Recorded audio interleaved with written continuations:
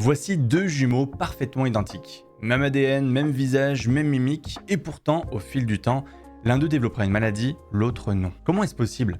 Comment deux individus avec exactement le même ADN au début de leur vie peuvent devenir radicalement différents ? Une partie de la réponse réside dans l'épigénétique. Prenons un peu de recul.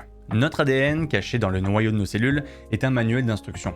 Dans ce manuel, il y a des chapitres qu'on appelle des gènes qui ont pour rôle de servir de plan pour fabriquer les protéines de notre corps, celles qui font battre notre cœur, réparent notre peau, digèrent les aliments, etc. Toutes nos cellules contiennent exactement le même ADN. Mais alors comment une cellule du cerveau sait qu'elle ne doit pas produire de kératine et qu'une cellule de peau n'a pas à transmettre d'influx nerveux ? Grâce à l'épigénétique. C'est un des mécanismes qui permet à une cellule de déterminer sa fonction principale en activant ou en inactivant certains gènes selon le contexte, le moment, etc.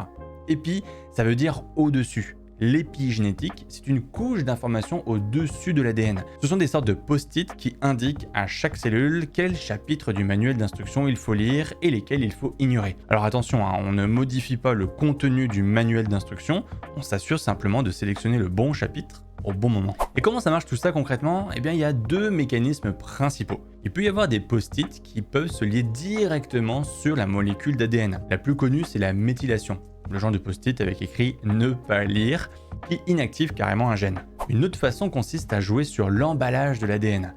Rappelle-toi que ton ADN est empaqueté au fin fond des noyaux de tes cellules, tel un fil sur une bobine. Certains post-it permettent de resserrer ou desserrer ce fil. Si c'est très serré, le chapitre du manuel est illisible, le gène est éteint. Si c'est loose, le chapitre du manuel est accessible, le gène est allumé. Tout ça, il faut vraiment l'imaginer comme un phénomène dynamique tout au long de la vie.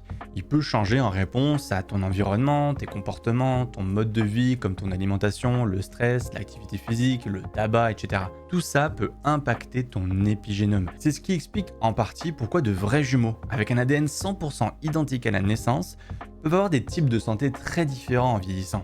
Ils sont nés avec le même manuel d'instruction, leurs expériences de vie différentes ont ajouté des post-it à certains endroits dans leur génome. L'épigénétique, c'est un domaine de recherche assez récent et vraiment fascinant. Alors si tu veux en savoir plus, je t'ai mis d'autres ressources dans la légende et n'hésite pas à aller visiter le site web de Génome Québec.